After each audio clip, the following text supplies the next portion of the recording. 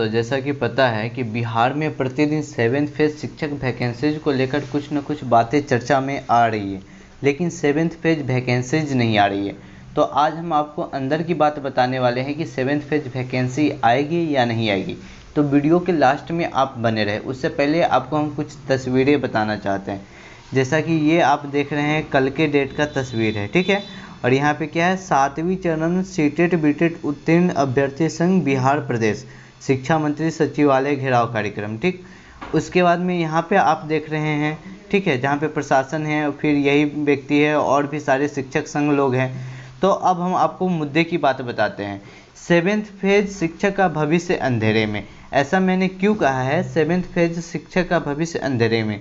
क्योंकि बिहार में 2019 से ही बच्चे जो हैं सो सीटेट और बीटेट पास हैं, लेकिन उनको अभी तक रोजगार नहीं मिला है। वो कहीं ना कहीं बाहर में प्रदेश में कुछ ना कुछ निम्न कोटि का कार्य कर रहे हैं, जो शिक्षक के लिए कहीं ना कहीं बहुत निम्न स्तर का काम हुआ, ठीक है।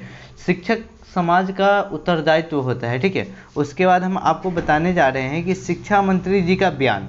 तो जैसा कि आपको पता है कि पटना में महा आंदोलन चल रहा है, तो शिक्षा मंत्री जी का बयान अभी तक तो नहीं आया है, लेकिन इलेक्शन के समय में है ना, उनका बयानबाजी ज़्यादा आता है, कितना रोजगार देंगे नहीं देंगे, लेकिन जब बात रोजगार की आती है तो उनकी चुप्पी सज जाती है।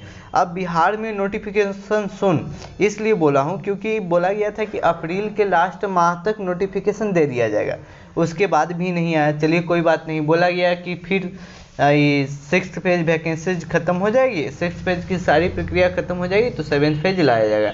तो 6th फेज की भी प्रक्रिया 18 अप्रैल को ख़त्म हो चुकी है, लेकिन अभी तक 7th फेज की कोई चर्चा नहीं हो रही है। तो नोटिफिकेशन आएगा या नहीं आएगा? तो जहाँ तक मैं अपनी व्यक्तिगत राय आपको देता हूँ कि इस साल के लास्ट तक अक्टूबर या नवंबर तक आ जाना चाहिए वैकेंसीज, अगर सरकार की नीयत अच्छी रही तो। अगर नीयत अच्छी नहीं रही तो इस साल भी वैकेंसीज नहीं आएगी, क्योंकि आपको पता होना चाहिए कि शिक्षक एक इलेक्शन का मुद्दा होता है। एक सरकार नियोजन की प्रक्रिया शुरू करवाती है इलेक्शन से 6 महीना पहले, आधी प्रक्रिया जाके रुकती है, फिर इलेक्शन होता है। उस समय अगर आप उस सरकार को जिताते हैं तो ठीक है, अगले साल कहीं नियोजन होगा, नहीं तो फिर आप उस सड़क पे आ जाइए। तो इस ढंग का अपने बिहार में कार्यक्रम चलता है। अब जानते हैं कि सरकार की नीयत क्या है।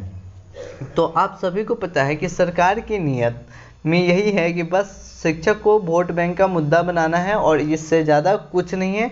ना उसको वैकेंसी से मतलब है, ना ही आपके धरना प्रदर्शन से मतलब है, ना ही आपके जो कार्य है, आप जिस स्तर के एजुकेटेड है, पढ़े लिखे हैं, उस एजुकेशन से आपको मतलब है।